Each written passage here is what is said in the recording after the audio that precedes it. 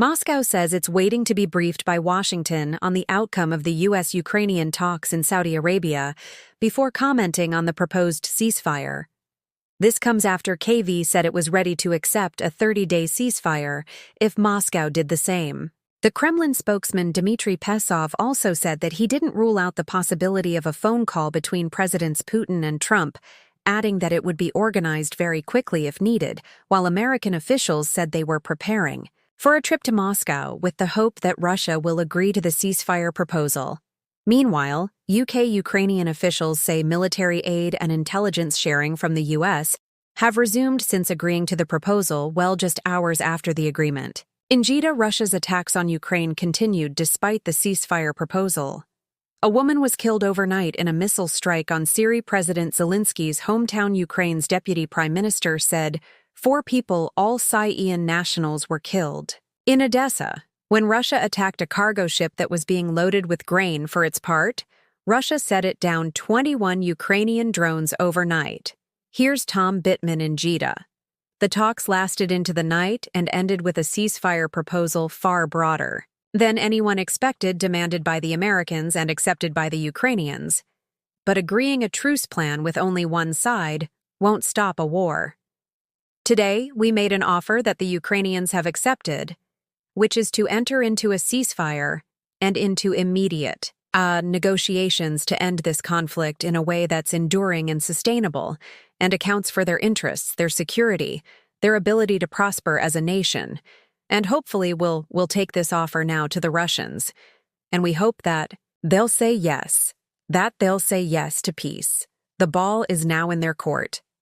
Mr. Zelensky said he welcomed the U.S. truth plan. The American side understands our arguments, our proposals. And I want to thank President Trump for the constructive conversation between our teams. He was in Saudi Arabia, but not at the talks in which the U.S. has announced it will immediately reinstate its weapon supply and intelligence sharing with Ukraine. Ceasefire. Ukraine? Ceasefire. Just agreed to a little while ago now. We have to go to Russia and hopefully President Putin will agree to that also, and we can get this show on the road. Talks at this table lasted more than 8 hours. This is where they arrived at the proposal for an immediate ceasefire. But many in Europe have been deeply concerned about the idea of moving to a quick truce without first negotiating the mechanism to enforce it. The talks here have grabbed the focus even as the 3-year war. They seek to end intensifies. Mr. Trump's officials will take his plan next to Moscow, a president who wants an immediate ceasefire. But on whose terms? Tom Beeman, BBC News, Jeddah. A Ukraine correspondent, James Waterhouse, is in K, and explained what a difference 11 days have made since those disastrous scenes in the Oval Office between President Zelensky and Trump. I think just hearing the language from the American delegation there that they would look to put the ball back in Russia's court and apply pressure on Moscow. For the first time, the idea that Ukrainian security would be central to this agreement. It seems that, after Ukraine's European allies wanted KE to mend their cooperation, that seems to have happened. And just maybe this could extend into Ukraine having a shot at existing as an independent country, albeit with less territory, in the long-term future. I think it's littered with caveats, but I think the resuming of military aid and intelligence from America will be welcomed. But this is a country used to war, and it's also used to failed ceasefires. And today we've learned that, the Kremlin has already had conversations with the director of the CIA, for example, so there is a channel of communication there. But this is all on what Russia makes of it and whether it wants to cooperate with the idea of a month-long ceasefire, and Russia's Foreign Minister Sergei Lavrov has repeated his demand. His assertion that the idea of foreign troops, NATO troops, being in Ukraine after a ceasefire is agreed is still a non-starter. It is still, in his words, unacceptable. So there are huge tension points down the line, so we wait to see what Moscow will say, what its position will be, but crucially right now there is clearly ongoing dialogue between America and Moscow. And this time around, it also seems to be in Ukraine's corner as well in looking to try and look after its interests. It's a diplomatic turnaround, but of course in the era of this Trump administration, things can change quickly, but it was undoubtedly a moment from Jader in Saudi Arabia yesterday, James Waterhouse in Kiev. Let's speak to James Nixie. He's the director of the Russia and Eurasia program at Chatham House. James, good to have you with us here on BBC News. We've heard various lines coming out of the Kremlin. They're saying, let's not get ahead of ourselves with regard to this proposal, but a call between Trump and Putin could take place quickly. How should we read that? Yes, that's right. Well, I think it's very difficult to read. Of course, the conditions change so frequently, so often, and so radically, that it's like trying to nail water to a wall right now. So we should be a little bit careful of every statement that comes out of either of a White House or of a Kremlin, but clearly very Kremlin is on the back foot in terms of Russia's, in terms of America's diplomatic efforts right now. Now, it does suffer from President Trump's unpredictability, just as much as the rest of us. He always said that Biden was a more predictable partner, and it preferred Biden. You can argue that one any which way you will, of course. But as far as this is concerned, then it is very unclear to me at least why Russia should agree to a ceasefire imposed by the U.S. Think about it this way. The U.S. wants peace on any terms, but Russia wants peace on its terms.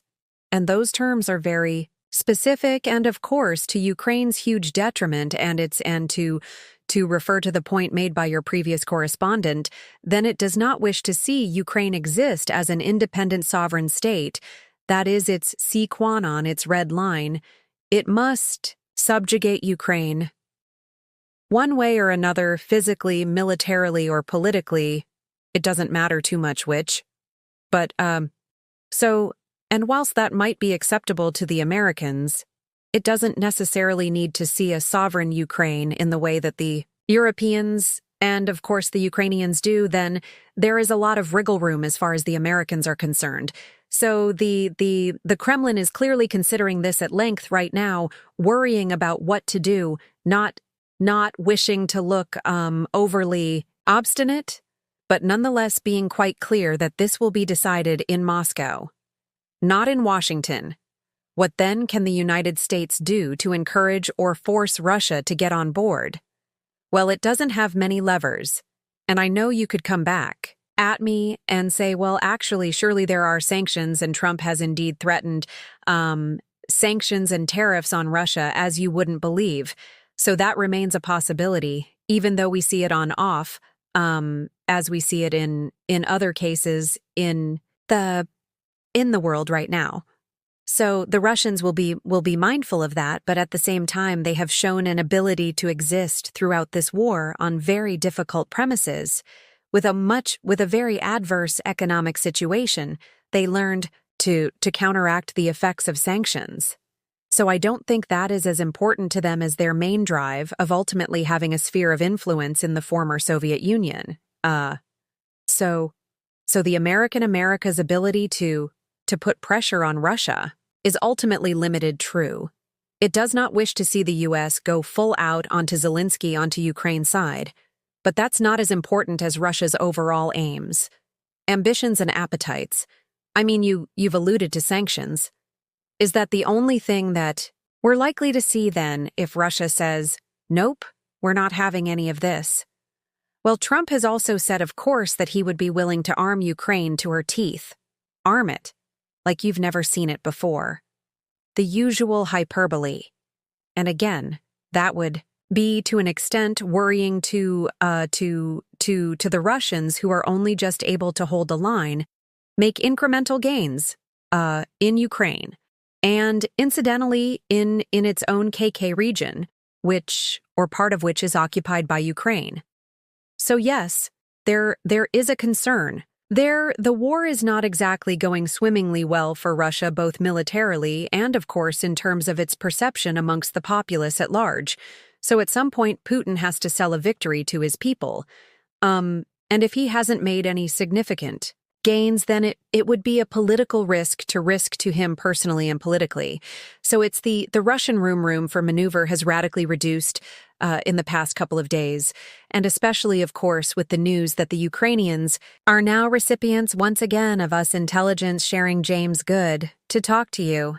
Thank you very much, James Nixie from Chatham House.